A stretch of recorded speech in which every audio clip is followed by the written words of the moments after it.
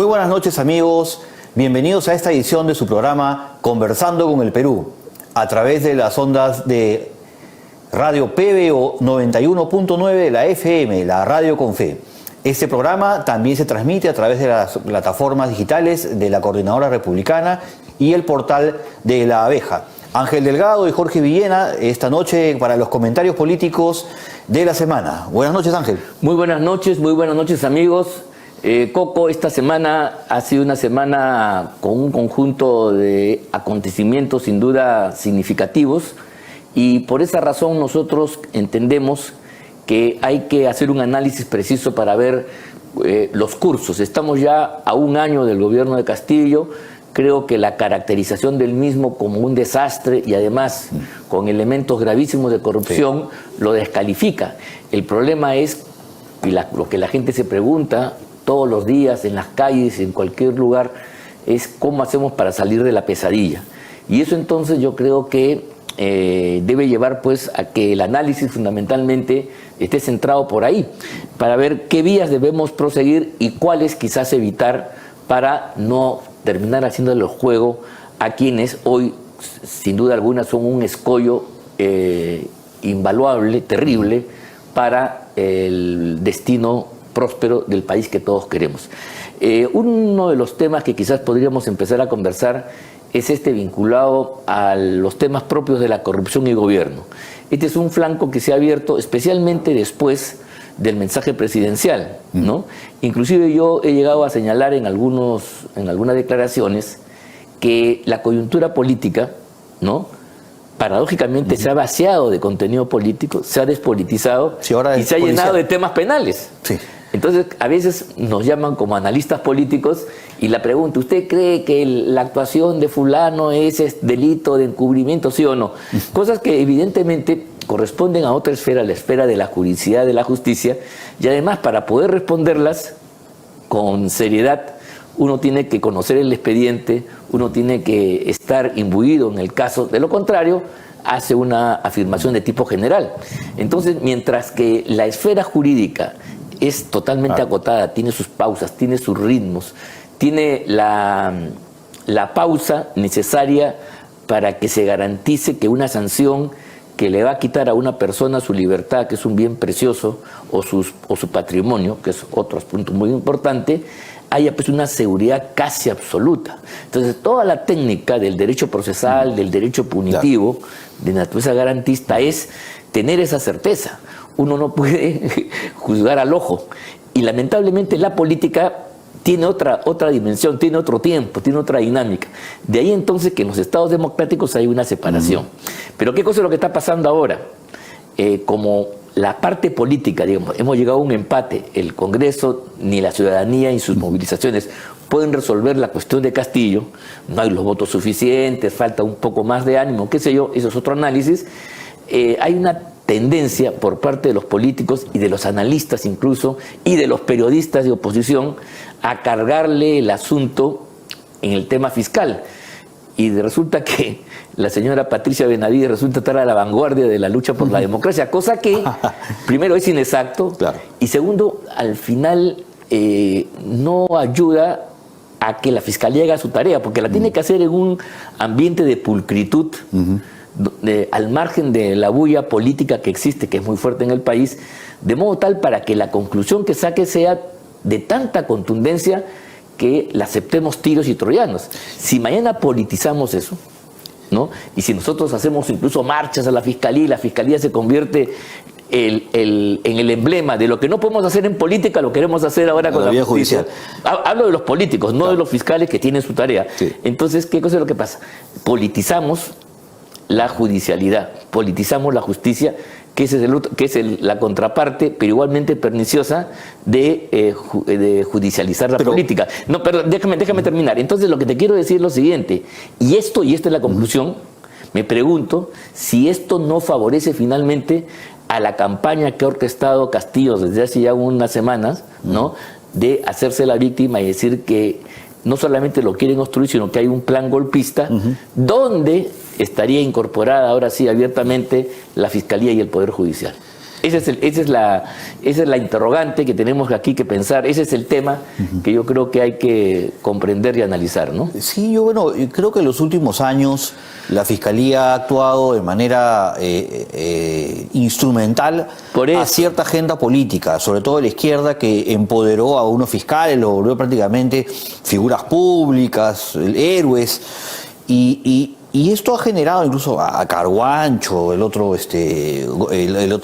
juez, el fiscal Vela y el otro Domingo Pérez, sí, que se convirtieron pues en las figuras emblemáticas. Acuérdate, o sea, las izquierdas al final acabaron eran sus dirigentes políticos. Entiendo perfectamente la jugada porque toda esta corrupción que se destapó a raíz del caso Odebrecht en Brasil, que eran nada más y nada menos que la corrupción del Foro de Sao Paulo, ¿no? Así es. Y todos los anexos. Entonces, los representantes del Foro de Sao Paulo, aquí y en Brasil, controlaron las investigaciones. Claro. De la corrupción del Foro de Sao Paulo. O sea, el Foro de Sao Paulo... Tienes toda la razón. Investigó la corrupción del Foro de Sao Paulo y terminaron culpables de toda la corrupción los políticos, los enemigos del Foro de Sao Paulo. Yodervich pasó piola. Así es, Yodervich solo limpio de polvo y paja. Así es. Aquí en el Perú un poco más y hasta le dan plata extra para con dinero del Estado. Para que siga trabajando. Y han firmado un convenio que tú recordarás. Sí, vergonzoso. Un grupo, un coro mediático de periodistas, opinólogos, saliendo a decir de que el convenio iba a ser el instrumento que nos iba a servir para conocer a profundidad el tamaño de la corrupción y iban a caer todos. Han pasado 7 años. ¿Quién está preso, Ángel? Nadie. Nadie. Pero nadie, entonces, absolutamente nadie. Es un fracaso absoluto. Entonces, hasta la fecha, por lo menos. Esta izquierda que utilizó la Fiscalía y el Poder Judicial para perseguir a toda la oposición, prisiones preventivas y todos estos maltratos, alimentó y creó este monstruo que hoy día es la Fiscalía. Entonces ahora todos los fiscales buscan protagonismo, cámaras, el caso que los lleva a encumbrarse, y se han encontrado con una fiscal que está manteniendo la serenidad. Sí. Me parece que tiene una línea institucionalista, y a diferencia de los fiscales anteriores, de Zoraida Ábalos, por ejemplo. Penoso papel de Zoraida Ábalos, que era la fiscal del Lagarto, esta fiscal de la Nación está investigando a los que están hoy día en el poder, ¿no? Sí, claro. No solamente en el Palacio de Gobierno, sino también en el Congreso. Antes la Fiscalía investigaba a la oposición. A los enemigos del gobernante. ¿no? Ahora, a la oposición, no al la gobierno. Fiscalía, la actual fiscal y este equipo está investigando a quienes incluso han armado un equipo especial, porque el tamaño de la corrupción es tan grande que han tenido que elaborar ya todo un equipo que se dedique exclusivamente a estos menesteres. Ahora, en medio de todo esto, ya se conoce pues el caso de los hermanos Espino, que el día de ayer acaban de anunciar que se han acogido a la colaboración Así eficaz, ¿no? O creo que es otra figura, la confesión sincera. Creo que ellos ya se inculparon y dijeron que se han inculpado y habrían dicho, bueno, claro, todos estos son trascendidos de que esa empresa que ellos tuvieron en realidad no era suya, sino la han alquilado y que sería de gente vinculada a Castillo.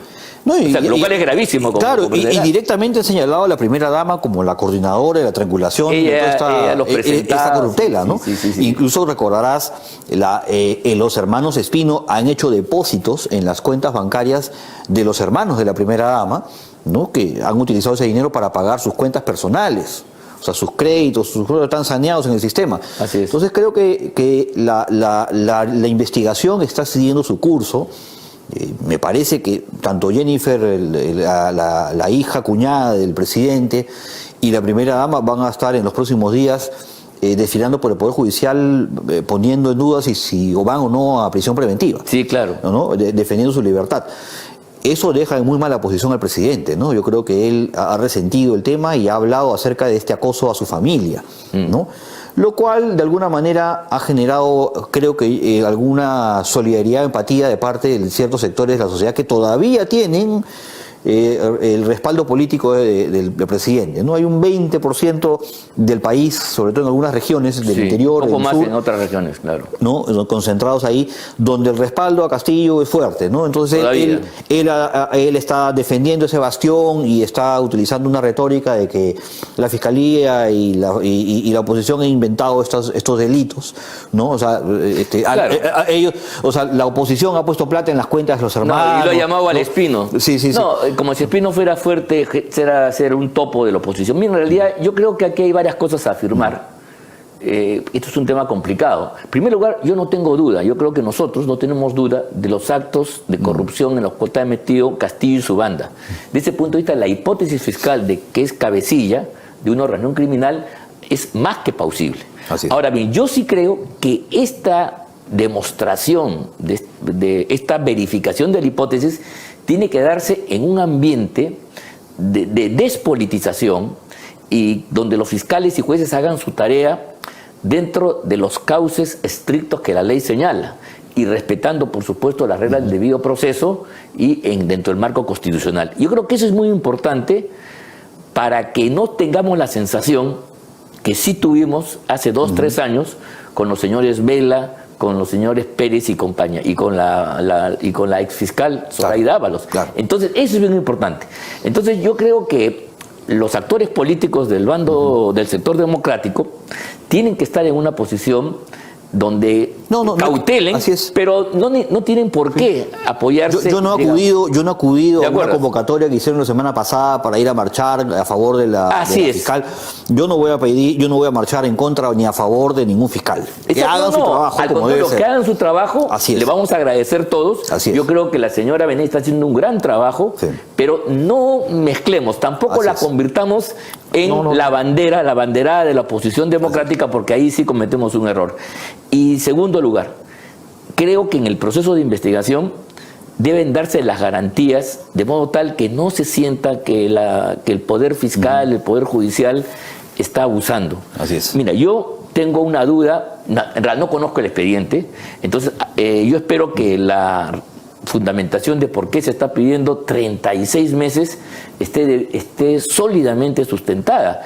Porque si no fuera así, vamos un poco a repetir una historia, y del punto de vista abstracto, no el caso, yo no puedo concebir que en un Estado democrático, ni en el mundo, ¿ya?, una persona tenga que estar 3 años presas, como se le quisieron hacer a Keiko Fujimori, a Alan García, etcétera, para que se le investigue. Imagínate tú, han pasado 7 años, 3 años presos y al final no pasa nada. No, claro, eso es inaceptable. Entonces, esa sensación hay que erradicarla definitivamente. Y tiene que haber reformas legales. No, además yo te digo, ¿no? Mira, tú puedes llevar adelante la investigación judicial sin necesidad de privar a la libertad, si es que tú tomas otras medidas para que se garantice el fin de la investigación. Claro, impedimento de salir del país, algunas restricciones, ¿no?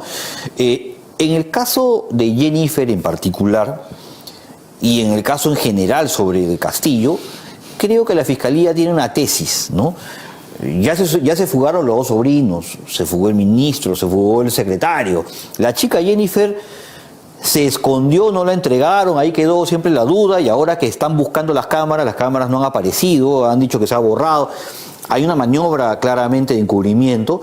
Entonces, como que ahí sí se justificaría, pienso yo, una medida, no sé si 36 meses de prisión, pero una medida en la que se garantice que la señorita no se nos vaya a escapar. Porque con estos señores no se espera cualquier cosa. El otro día, ahora, la fuga... En Palacio de Gobierno la han escondido. Ahora, la fuga no es un argumento a favor de su inocencia, sino todo lo contrario. Así es. Y creo que las fugas desprestigian profundamente a Castillo, porque está demostrando que su entorno pues está en graves problemas. En fin, yo creo que... Por eso mismo creo que él ha pedido o ha anunciado que va a entregar el pasaporte de su esposa, que va a evitar... Vamos a ver, pero yo repito, efectivamente, esto es un tema complicado y repito, merecería más bien un foro de juristas, y ni siquiera de juristas, sino de penalistas, que son los que manejan estos detalles de cuándo sí, cuándo no. Los penalistas son los que están ahora haciendo análisis político. Están de moda los penalistas, sí, efectivamente. Y es que no hay nada de que hablar. Pero el otro gran tema que yo quería conversar contigo es el siguiente. Las relaciones otra vez entre el Parlamento y el gobierno. El rol del Parlamento otra vez. El Congreso de la República, que para muchos constituye, digamos, el gran valladar, la gran barrera contra el desborde gubernamental, por un lado, y también quizás la solución necesaria si queremos actuar en el marco de la Constitución para salir de Castillo y de todo su gobierno. Pero mira lo que está pasando. ¿Qué te pareció la presentación de Torres? Esa es la pregunta que yo te quería hacer exactamente. Yo la verdad no tengo idea, o sea, me he quedado perplejo, no sé para qué ha ido. Porque mira, hay dos posibilidades. Si el señor Torres estaba haciendo una incitación a la violencia, como creo yo, una apología a cerrar el Congreso desde su cargo de gobierno, él tenía que ser citado y al final una sanción. Si solamente ha dado opiniones como las que él luego muestra de Marta Moyano y otros más que dicen cosas, entonces estamos en un nivel de injurias políticas mutuas que nos pueden parecer exageradas, pero son parte pues del juego. No sé si me explico. A veces claro, el deporte no es tan fair play como es, hay cabes, pero los cabes son parte y los golpes son parte pues del propio ejercicio futbolístico, para llamar así. Entonces, ¿para qué lo llaman? Lo llaman porque él ni siquiera se ha retractado, sino ha dado una explicación retorcida que aparentemente, si una persona viniera de afuera y ve la parte final, dice, aquí se han amistado, ahora se han dado la mano, se han abrazado, van a trabajar juntos por el país, cosa que es mentirosa, no lo cree ni uno ni otro. Pero mira tú, nos deja una sensación de sazón, porque si el señor efectivamente ha cometido faltas, ha debido ser pues interpelado y censurado. Pero ahí viene el miedo a que se produzcan las condiciones para eso te iba a decir. Ese es el gran problema. La razón por la que Aníbal Torres no ha sido interpelado son las 3 razones del oidor, como decía la tradición de Ricardo Palma. Miedo y más miedo. Así es. Son las 3 razones del oidor. Miedo que tienen los congresistas de irse a su casa sin pena ni gloria, de haber pasado por un congreso tristemente célebre, que lo único que ha hecho es, digamos, contener de alguna manera la posibilidad de una asamblea constituyente. Y un gobierno que también no se quiere ir, se aferra con uñas y dientes a los cargos, esperando que por ahí ocurra algo que los mantenga todavía comprar tiempo, ¿no? Porque saben que dejando el poder, digamos, es mucho más difícil defenderse de los cargos y de las acusaciones fiscales y judiciales que vienen hacia ellos. Entonces, los ciudadanos que vemos cada día nuestro país más pobre, los precios, el costo de vida aumenta, el desempleo aumenta, el combustible, la inflación, la devaluación de nuestra moneda, el deterioro de nuestra economía familiar, ¿no? Y todo esto no tiene una solución política. O sea, no hay, de parte de los congresistas, lo único que ves es que se están arranchando los cargos del Congreso por una oficina más, para poner 2 asesores más. Entonces, no veo que haya seriedad. No sé quiénes serán las personas que asesoran este tipo de cosas. Me parece increíble que Luna Gálvez sea el presidente de la Comisión de Presupuesto, ¿no? Me parece increíble que ahora el gran pleito haya sido el otro día por una tercera vicepresidencia, sí, ¿no? Cuando en el país están ocurriendo cosas muy, muy difíciles, no veo que haya un nivel de conexión entre lo que está pasando en la calle y lo que los políticos quieren.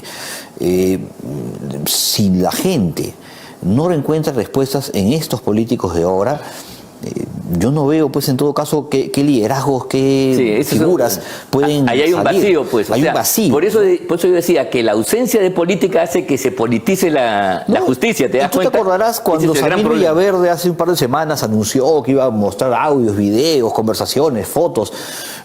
Samir Villaverde se convirtió en líder de la oposición, la gente decía, ya, ahora sí, tú eres. Yo escuchaba gente que decía, Samir. Sí, entonces hacían barra a Samir, y le están haciendo barra a un delincuente. Bueno, pero eso es fruto de que no hay la ausencia de respuesta política. Hay un vacío, el Congreso pues está en otra sintonía. A ver, y creo que la gente, o sea, digamos, el buen político rasca donde pica.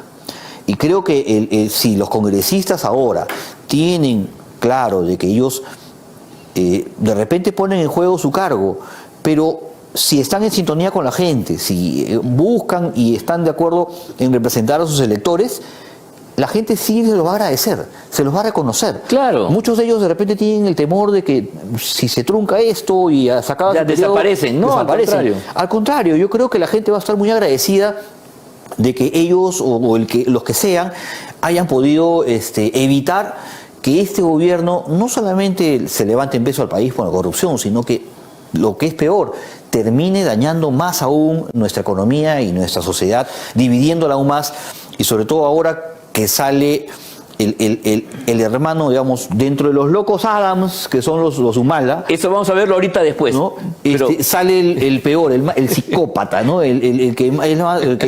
Porque Ollanta Humala era un infradotado, ¿no? Que le inflaron y le dijeron que iba a ser el gran estadista y terminó siendo un saco largo. Pero el otro hermano, que es un loco, lo están presentando pues como la gran salvación de la izquierda. bueno, antes de llegar a Humala, que creo que merece un capítulo especial de reflexión, yo quería preguntarte lo siguiente, a ver qué te parece. ¿Tú crees que más allá de las diferencias entre el gobierno y el Parlamento, hay una comunidad de intereses en durar, en permanecer?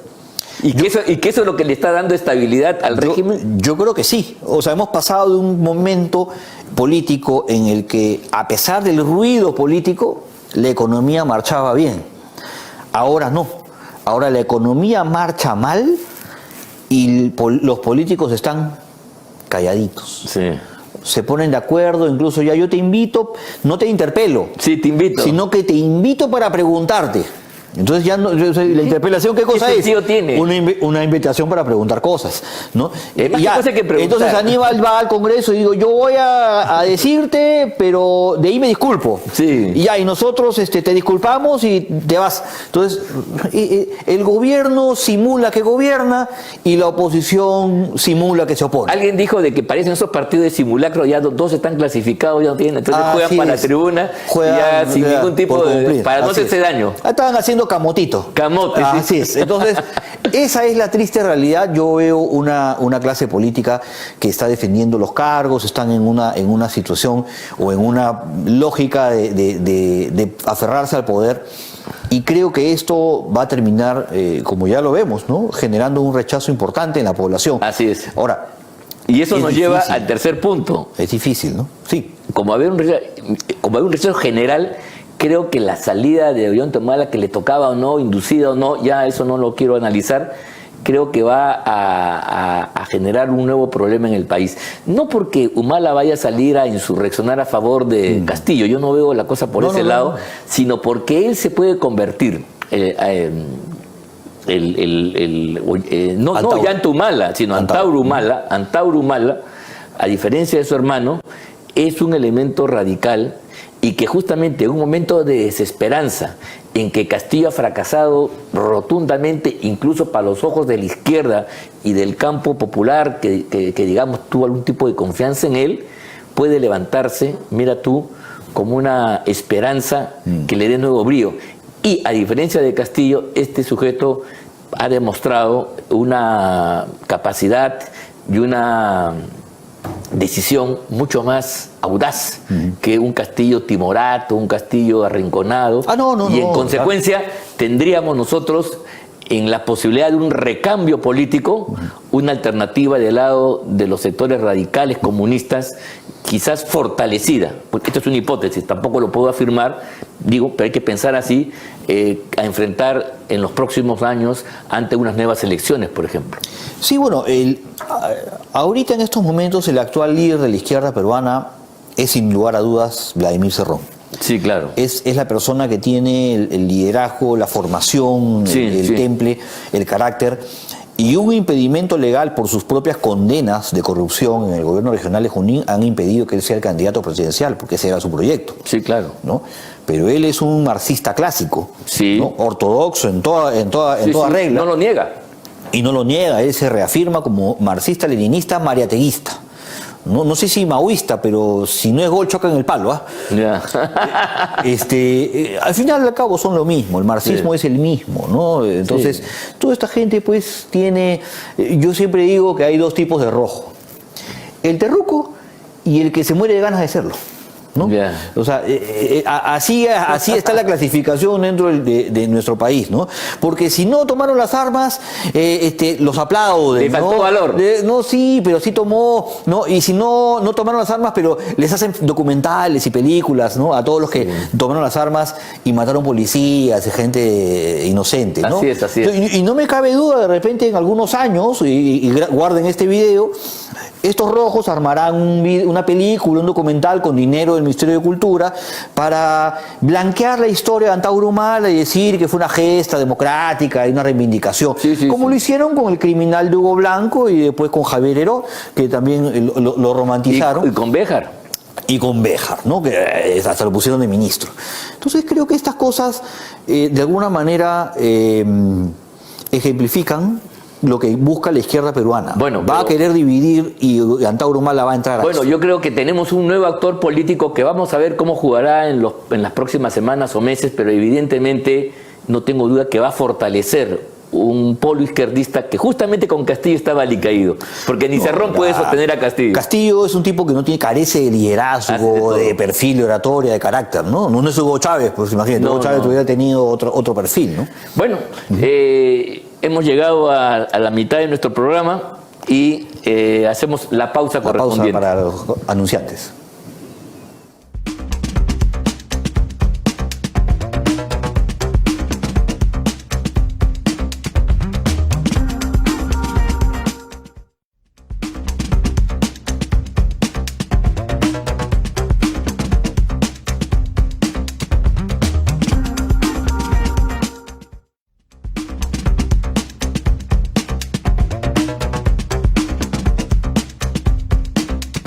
La Coordinadora Republicana es un espacio público de la sociedad civil que agrupa ciudadanos que, con independencia de sus particulares posiciones políticas o ideológicas, defienden y promueven los valores republicanos, los principios democráticos y la vigencia del Estado constitucional de derecho, rechazando cualquier intento de desconocerlos, reducirlos o desvirtuarlos. La Coordinadora Republicana se opone a las políticas que, primero, pretenden sustituir las instituciones y el procedimiento democrático por la presión de las turbas callejeras.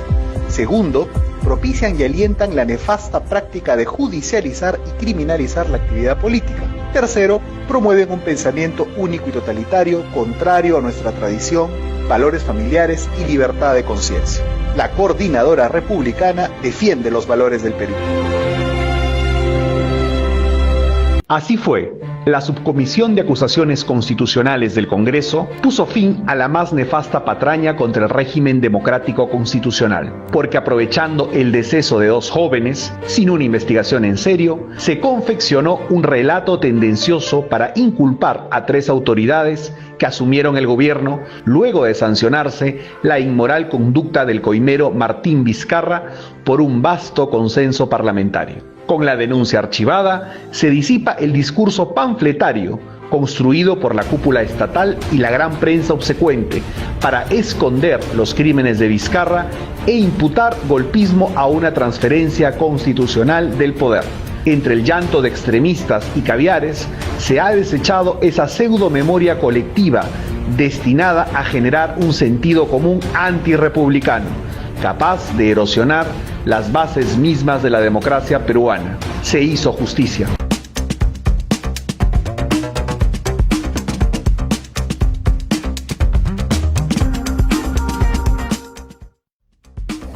Muy buenas noches, amigos. Este es su programa Conversando con el Perú.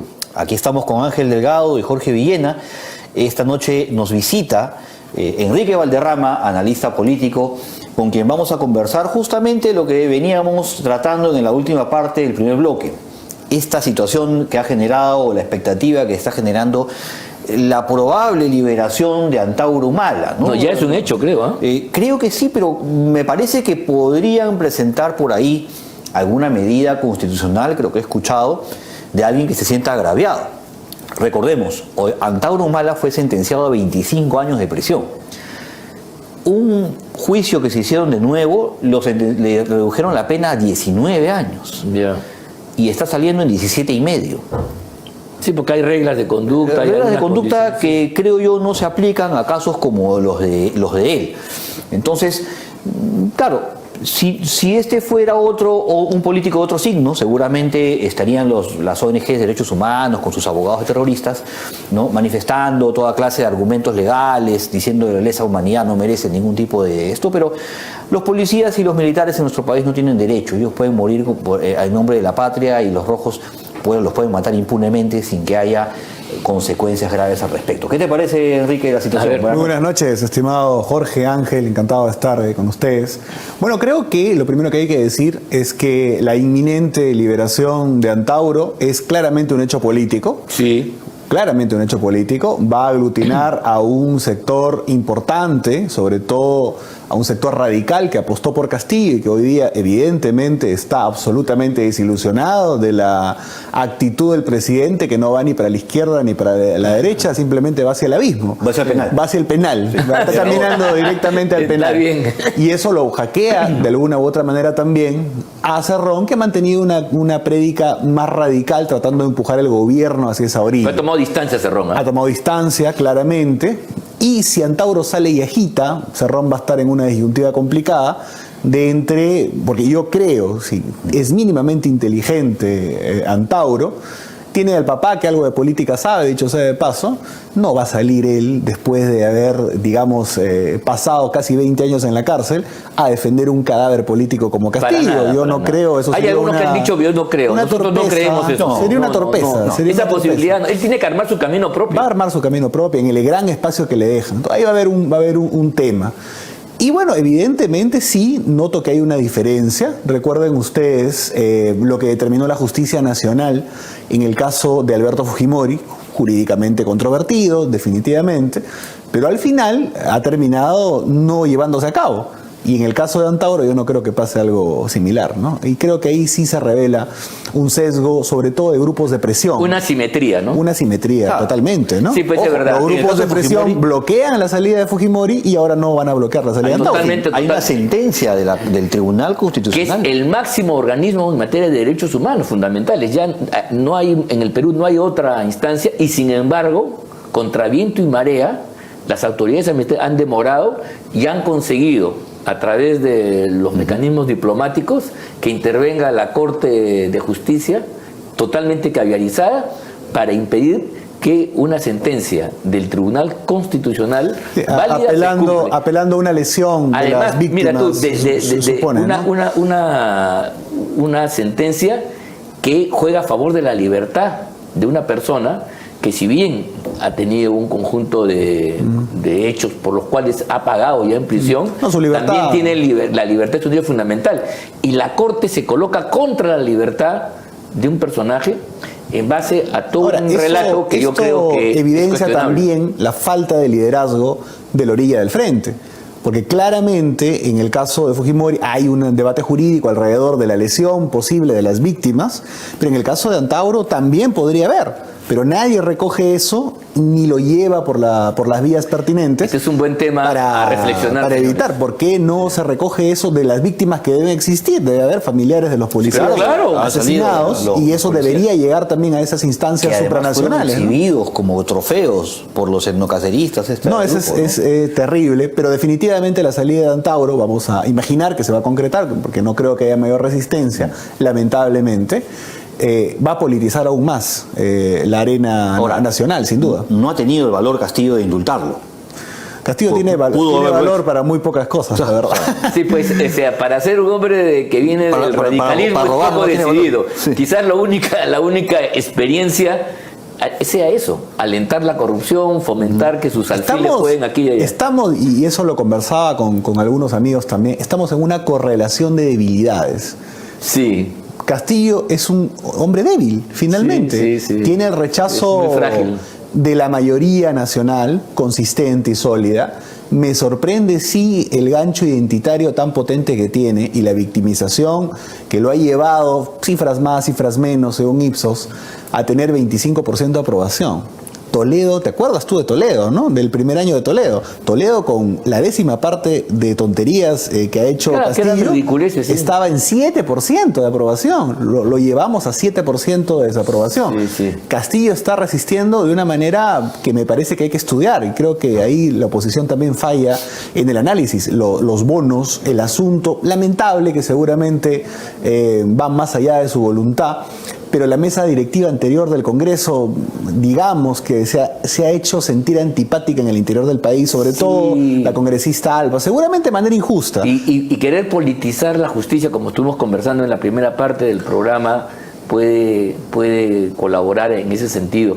Mira, en el Perú y en nuestra América hay una tradición donde el indio, el campesino, siempre ha sido explotado por los jueces y gamonales, ¿no? Ahí están todas las novelas. Yo te voy a hacer recordar algo que es el efecto inverso, pero es muy reivindicativo. Tú viste el clima nacional de júbilo que hubo, te acordarás, no digo que yo esté a favor necesariamente de esa medida, pero fue bastante celebrado en el interior del país, sobre todo cuando Carhuancho dictó la prisión preventiva contra Graña, ¿te acuerdas? Sí, claro. Entonces creo que hay un poco de eso, ¿no? De ese ánimo reivindicativo, en este caso al revés, ahora pareciese, o él vende que la justicia y la victimización podría tener un terreno para caminar pausada, lentamente, pero caminar y avanzar y fortalecer. Claro, porque en el retrato, la comparación entre Humala y entre Castillo y Toledo más parecía gringo que peruano, ¿no? Claro. O sea, por su estilo. Pero acuérdate de la resistencia. Era un cholo agringado. No, claro, o sea, Toledo hablaba mejor el inglés que el castellano. El relato Pachacútec, la marcha de los cuatro suyos, la chacana. Pero la gente no lo sentía. No lo sentía peruano. O sea, en cambio Castillo sí creo que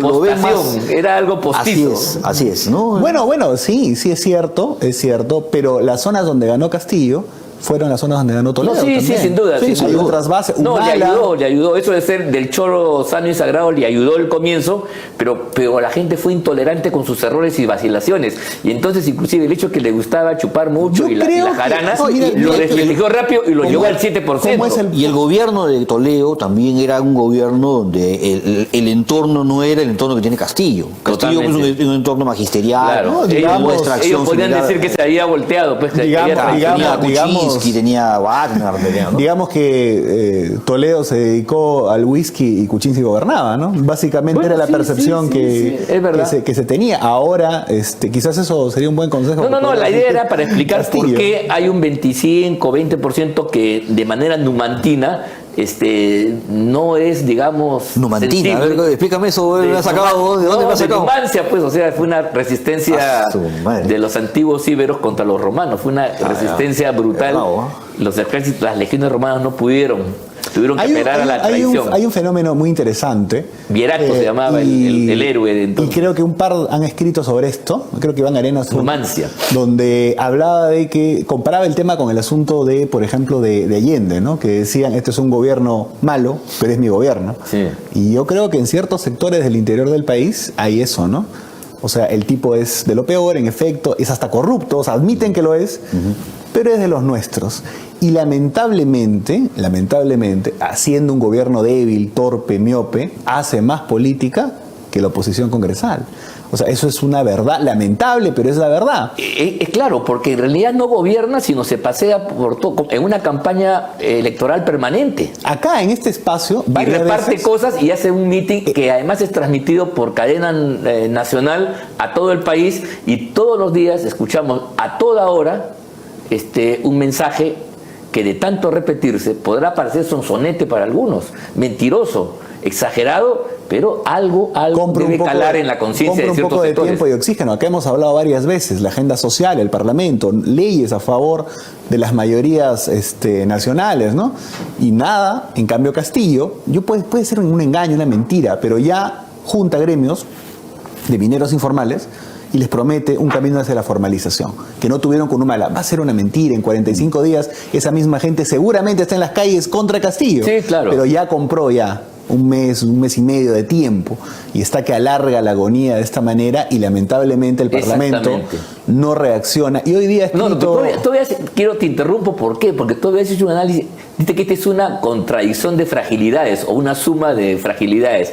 Has explicado la primera, ¿cuál es la otra fragilidad? Bueno, la otra fragilidad pues es la del Parlamento, ¿no? Exactamente. Evidentemente, el Parlamento... A ver, explícanos esa fragilidad. Tú recordarás, por ejemplo, que cuando el Parlamento anterior, que decían que era el de transición, que era el peor de la historia, que eran populistas, ignorantes, etcétera, ese Parlamento sí hacía política. Hay que reconocerle eso. Caramba, nos sorprendió a todos. Sí, con todo y su gente generó sorpresas, impresentable que tenía también, lógicamente.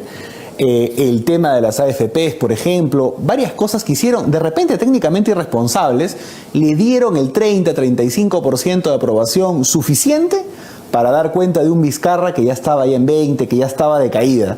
Hoy día este Congreso, no habiendo hecho tantas cosas malas, la verdad... Por supuesto que no, es bien importante lo que está señalando. Tiene menos aprobación que Castillo. Sí. No, pero ahí sí, yo lo que hago es un poco hacer la distinción estadística, ¿no? Porque no es lo mismo medir la popularidad de un hombre obviamente, que medir la de 130, ¿no? Porque ahí se acumulan pues odios y de todo, ¿no? Entonces, de acuerdo. Creo que hay mucha gente que está en contra del Parlamento porque considera que no está haciendo lo suficiente para sacar a Castillo. Es cierto. ¿No? Porque el ánimo mayoritario es ese. Pero sí hay bancadas de oposición que están haciendo un buen trabajo. Pero Ahora, no mira, veo que estén articulados y falta política. Yo no digo que no sirva, ni mucho menos. Yo lo que pienso es que el Parlamento anterior, con todos los errores que tenía y la gente impresentable que tenía, legisló para validarse socialmente. O sea, llegó a tener más aprobación en su conjunto que Vizcarra, que llegó a ser un presidente muy querido, equivocadamente, creo yo, por el pueblo, ¿no? Cuando ya empieza la crisis económica, el encierro agobia a la gente, ya Vizcarra baja tanto y le permite al Parlamento finalmente vacarlo. Este Parlamento de aquí, mi crítica de fondo es que no ha dado ninguna ley, ningún conjunto de medidas para validarse socialmente, para poder enfrentar la batalla contra Castillo.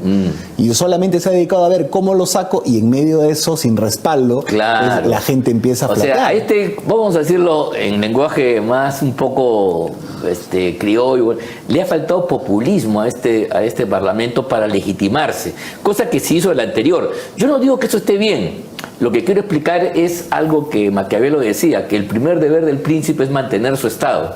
El primer deber de un gobernante es mantenerte, estabilizarte.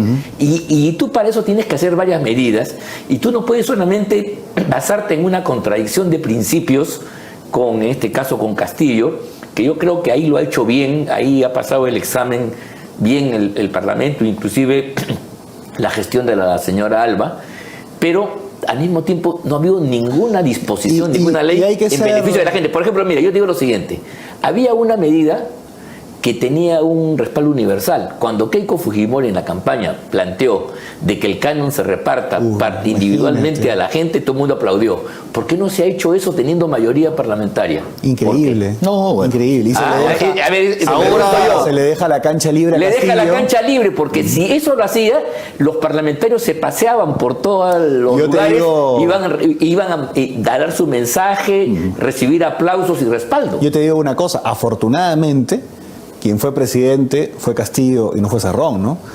Porque con la quinta parte de habilidad de un Evo Morales o de un Chávez, ya esto estaría definido, ¿eh? Con ese nivel de oposición que ya hay. Estaríamos con la Asamblea Constituyente. Estaríamos con la Asamblea Constituyente encima, ¿no? Y una cosa que quiero destacar, que me parece importante, ayer o hoy día, no recuerdo, Vivas ha publicado un artículo muy bueno y que relata además un poco también parte de estos errores, ¿no? Esa citación innecesaria al premier Aníbal Torres. Le pone un regalo al gobierno. Es un presente, prácticamente. Alguien lo definió como un partido de dos equipos ya clasificados que juegan para tribuna por compromiso, para no hacerse yaya, para que nadie salga lesionado. Entonces yo creo que ahí pues falta una unidad mínima de criterios, ¿no? Claro. Ahí si lo citaban era para interpelarlo, o no lo citaban pues en última instancia. Bueno, pero se viene un escenario en el que entra un nuevo jugador para seguir dividiendo el espectro político, enfrentando claramente el discurso de esta, como todo discurso izquierdista, es polarizar a la población, enfrentarla, y no salimos de eso. O sea, creo que Antauro me parece que no va a tener, no tendría un impedimento para postular a algún cargo por el mismo hecho de haber sido condenado, pero sí me parece que su presencia de alguna manera modifica el tablero. Va a modificar. La izquierda está muy golpeada, Verónica, Arana y todos los que se han subido al carro de Castillo por unos ministerios. En cambio, Antauro y su grupo se han mantenido, digamos, por fuera. Podría ser la alternativa que ellos están buscando para reconstruirse. Obviamente, después de todo, todos los anteriores mencionados se van a ir a subirse al carro. Aunque parezca mentira, políticamente la prisión es como un crisol que te limpia. Bueno. Mandela, Castro. Todos los que han pasado por ahí. Que fue detenido, ¿no? La historia me absolverá. Cuando salió, hizo después la revolución. Y Mandela llegó al poder de haber sido mucho tiempo estando en prisión. O sea, mucho cuidado, que no hay que confundir las cosas. Y la política tiene sorpresas. La cárcel es creadora de grandes héroes y de grandes monstruos también, ¿no? Así es. En este caso, Hitler, la también, familia Hitler. Por supuesto. La familia Humala está lejos de ser, pues, los Kennedy peruanos, ¿no? Obviamente. Yo creo que más bien se acercan a los locos Adams, ¿no? El señor, el papá, que está completamente decrépito, ¿no? Y toda la vida ha hablado tonterías. Y tenía, pues, un hermano Ulises, que también era bien... Era más intelectual. Más intelectual, ¿no? Digamos, entre comillas. Y a Ollanta, pues, que era la figura emblemática y terminó siendo, pues, un saco largo, un pelele, ¿no? Sí, cosito. ¿No? Era el esposo de Nadine. Era el esposo. Iba a los pueblos a decir, Nadine les manda saludos, ella me ha mandado para venir a saludarlo. Y ahora que es un psicópata, ¿no? Una especie de sociópata enfermo. Ahora, la situación va a traernos. Vamos a ver qué pasa. Los ánimos que levantó Castillo de reivindicación de determinados sectores, estos mineros, los agricultores de menos de 2 hectáreas, etcétera, los pequeños comerciantes, que se han visto defraudados con Castillo, definitivamente no culpan a las ideas radicales del fracaso, más bien culpan a Castillo de no llevar a cabo sus ideas radicales. Hay un discurso que dice que ha traicionado el programa. Y ese es el terreno como para que pueda cultivar Antauro y al que hay que enfrentar políticamente. Y es justamente el momento en que se necesitan más liderazgos en el interior del país a nivel nacional que construyan un proyecto de país de reivindicación social fundamentalmente, no solo institucional, ¿no? Así es, las fuerzas democráticas creo que deben estar en alerta. Y es tiempo de superar todos los errores que tenemos. Ahora, para poder enfrentar una amenaza que va a ser evidentemente difícil. Dicho sea de paso, la izquierda, entre comillas, intelectual, ¿no? La izquierda elitista, limeña, caviar, fucsia, no debe estar muy contento con lo de Antauro. Porque les quita espacio. Pues, últimamente no están chuntando ni una. Sí. Lo del TC, lo de Antauro, el hecho que los han borrado prácticamente del Ejecutivo. Se agotó su relato, ¿no? Han dominado el relato mucho tiempo. Yo los veo sinceramente ahora como, incluso acuérdate con el tema de las AFPs, ellos se pusieron del lado de las AFPs, o sea, contra su discurso supuestamente izquierdista. Claro. Entonces yo los veo bastante desubicados, incluso medio arrimados hacia ciertos sectores de la derecha empresarial, ¿no? Están en desgracia, sinceramente, y creo que en el Ministerio Público también han perdido bastante predicamento, ¿no? Hay que estar atentos al proceso en el sistema de justicia. No, sin duda alguna. Claro, mira, todo esto es una especulación, pero válida, porque en pocos días o semanas puede transformarse sustantivamente el tablero político. Y claro, y de repente el centro podría desplazarse de Castillo a un Humala que empieza pues a recuperar, digamos, ese capital que este individuo que por circunstancias llegó al poder lo tuvo en un momento determinado. Más allá del fraude o no, hubo una importantísima votación. Casi la mitad de los peruanos votaron por él. Yo creo que hay que empezar también a discutir, porque considero que, mira, lo de la hija es un tema muy duro. Sí. Va a venir lo de la esposa probablemente. El tipo ya es un hombre muerto caminando, como se dice. Va a caer, no sé si pronto, pero el poco respaldo del 3 de octubre para candidatos aliados suyos va a ser también muy malo. Yo creo que va a caer. Lo que hay que empezar a discutir es ¿Qué transición queremos? Eso es lo que hay que empezar a discutir, porque el señor Nieto, el señor Sagasti, proponen una transición encabezada por Dina Boluarte, que organice las elecciones en un periodo de un año. En sus propios términos. Y yo no creo, sinceramente, con todo respeto, que la señora Boluarte sea la persona idónea para encabezar esa transición. Para nada. Perdón. Y yo no entiendo hasta ahora por qué los partidos políticos que tienen vigencia y tienen presencia en el Parlamento, incluso están presentándose a las elecciones municipales y regionales, lo hacen con Salas Arenas Increíble. Y con el jefe de la OMPE, que ya ni me acuerdo cómo se llama, que es Orán. Increíble. A ellos mismos, que son los que tienen el poder en el Congreso, a ellos les han tachado candidatos por quítame esta paja en todo el país. Sí, pues. Avanza País, por ejemplo, una bancada concreta. Molina en Lima, que pudo haber sido una opción que podía terciar, eliminado. Sí, claro. A Podemos, en Lima Provincia, su candidato Andrés Tello, eliminado. Y así a todos ellos, a los fujimoristas también. Yo no entiendo cómo ellos entran en un proceso con Salas Arenas para que les haga eso en todo el Perú Libre, Perú Libre. Y no cuestionan al árbitro. Y Perú Libre volvió a la carrera en Lima, pese a que varios candidatos de la lista regidores denunciaron que suplantaron sus firmas para poder incorporarse en la lista. Sí. O sea, no, eso es grave. Mira, ya estamos llegando al final del programa, pero no quiero dejar de preguntarte sobre tu experiencia. Sé que has tenido un largo viaje por el Extremo Oriente y nos gustaría que desde esa perspectiva nos puedas dar algunas ideas sobre la situación en esos países, pero el escenario mundial, toda vez que en ese lapso que tú has estado fuera se produjo un incidente internacional muy grave, que fue la tensión entre Taiwán y China, que para algunos fueron tambores de guerra. Sí, dos reflexiones muy rápidas. La primera sobre el asunto del crecimiento económico. Creo importante y fundamental y visto con mis propios ojos, de la convivencia de una cultura importante, como por ejemplo la India, con el hecho de un crecimiento sostenido en los últimos años, fundamentalmente en el aspecto de la tecnología, que está jalando el PBI de una manera muy importante. O sea, el 0,2% de su población produce casi el 10% del PBI, todo relacionado con el tema de tecnología.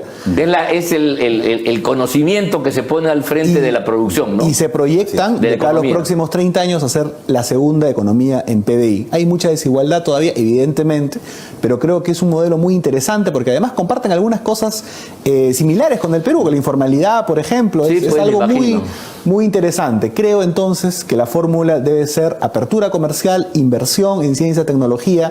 Mandaron a muchísima gente joven a capacitarse a Inglaterra, a Estados Unidos, y de ahí evidentemente ellos son top en la tecnología, en el software, esas cosas. Eso se inició con Nehru, ¿no? Es un camino muy interesante la experiencia india a estudiar.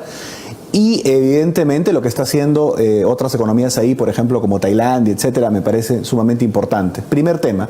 Y el segundo, el panorama mundial, internacional, que justo coincidió, como tú dices, hemos estado muy cerca de Taiwán. De la zona. Sí.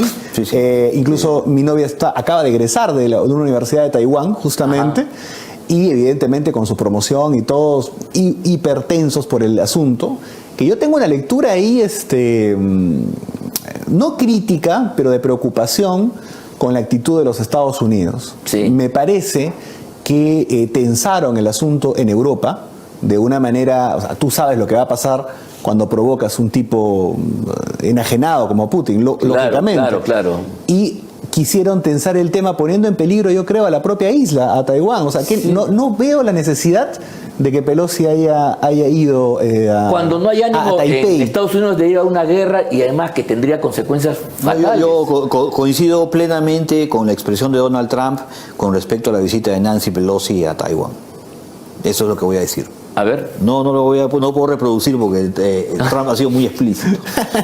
Me parece pero la verdad, pues, los demócratas final, otra vez. Yo creo que están en la posición hegemonista. Están buscando guerra para poder salvar un poco la economía americana y además la y recuperar el terreno político. Porque Joe Biden está prácticamente está al borde de la decrepitud. El señor no sabe dónde está parado.